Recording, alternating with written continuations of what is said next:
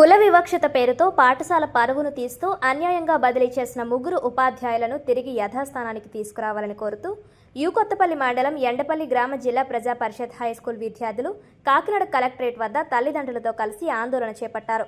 ఈ సందర్భంగా విద్యార్థులు వారి తల్లిదండ్రులు మాట్లాడుతూ గత 30 సంవత్సరాలుగా ఎండపల్లి గ్రామ జెడ్పీహెచ్ఎస్ స్కూల్లో ఎటువంటి కుల వివక్షతకు తావు లేకుండా అందరూ కలిసి ఐకమత్యంగా విద్యను అభ్యసిస్తున్నారన్నారు. అయితే ఇటీవల కాలంలో స్కూల్ పరువును తీయాలనే దురుద్దేశంతో కొంతమంది కుల వివక్షత పేరుతో రాద్ధాంతం చేస్తున్నారని ఆరోపించారు.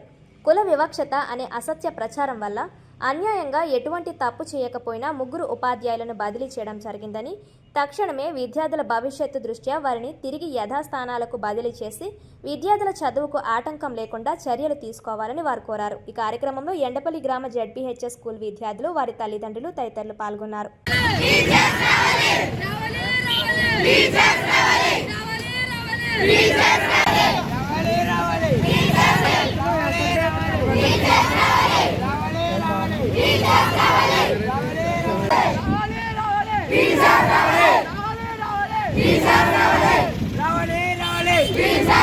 నేను నా పేరు రేలంగి లక్ష్మీ గంగాదుర్గ. నేను 10th క్లాస్ చదువుతున్నాను. కొత్తపల్లి మండలం ఎండపల్లి గ్రామం నుంచి వచ్చాం. మేము ఎండపల్లి గ్రామం నుంచి వచ్చాం. మాకు జరిగిన ఈ గొడవలో మా సార్లకు ఎటువంటి సంబంధం లేదు.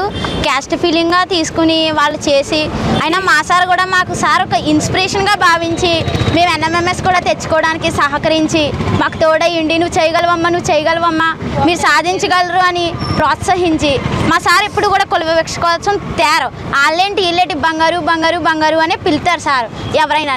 తల్లి, ఈ ఎండపల్లి అనేది మీ తెలివితేటల సొత్తు, మీరు ఎంత వాడుకుంటే అంత బాగుపడతారని చెప్పి మా ఇంగ్లీష్ సార్ని అసలు ఏమి చేయకుండా కూడా PD సార్ని ఇన్వాల్వ్ చేశారు. అందులో ఇంగ్లీష్ సార్ ఆపేరన్న తప్పుకి ఇంగ్లీష్ సార్ వెళ్ళిపోవాలని చెప్పేసి మొత్తం అన్నీ చేశారు. ప్రియ సోదరులకు అందరికీ నమస్కారాలండి. మాది కొత్తపల్లి మండలం ఎండపల్లి గ్రామం జెడ్పీ స్కూల్ నుంచి స్టూడెంట్స్ అందరూ వచ్చారండి. స్టూడెంట్ వాళ్ళ అమ్మ నాన్నలు కూడా వచ్చారండి. అయితే జరిగింది ఏంటంటే, జెడ్పీ స్కూల్లోని చిన్న కుల వివాదం అని జరిగిందని అది చిన్న వీడియో తీసి తనని రచ్చ చేసి ఇది చేశారండి. స్కూల్ నిమిత్తం ఇదైందండి. తన ముగ్గురు మాస్టర్లని వేరే ఊర్లకి ట్రాన్స్ఫర్ చేయడం జరిగిందండి. అయితే అది ఎలా జరిగింది, ఏం జరిగింది అన్నది మనకి ఎవరికీ తెలియదండి. అది బయట వీడియోలు తీసుకొచ్చి లోపల పెట్టి అది కుల వివక్షతని పెట్టి రచ్చ చేశారు. దానివల్ల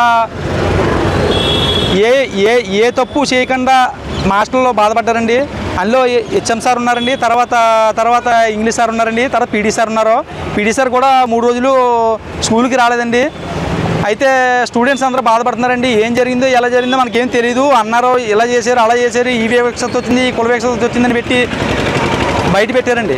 కానీ ఏం జరిగిందన్నది ఎవరికి తెలియదండి, ఎవరు చేశారని తెలియదండి. ఎవరో ప్రలోభన చేసిన పనిలో పడుతుందండి ఇది.